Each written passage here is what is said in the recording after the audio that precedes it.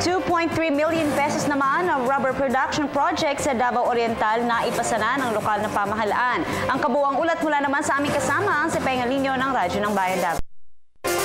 Ipinasa na ng Department of Agriculture o DA Regional Field Office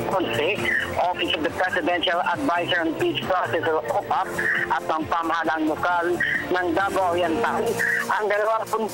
milyong pisong proyekto ng rubber production sa 3 organisasyon ng mga magsasaka sa 200 benepisyaryo ng mga magsasaka sa bayan ng Tarragona, Davao Oriental na umabot sa 40,000 rubber seedlings na handa ng itanim sa 200 hektarya.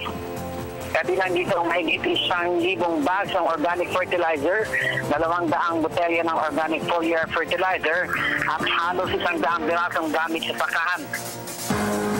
Na-implementa ito sa ilalim ng program ng Payapa at Masaganang Pamayanan o PAMANA sa pangkabuhayan intervention na kabahagi ng pamahalang pagsisikap para mas paigtingin pa ang peace and development sa komunidad at mamagitan ng pag-angat ng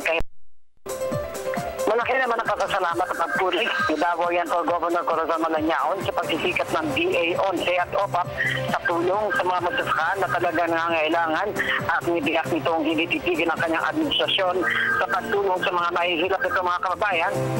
buhay at maigsa ng kahirapan at gutom ng kanyang kababayan.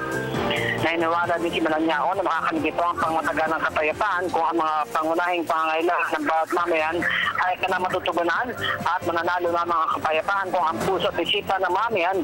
ay malulutas. Para sa Telebisyon ng Bayan, Radyo ng Bayan, Davao.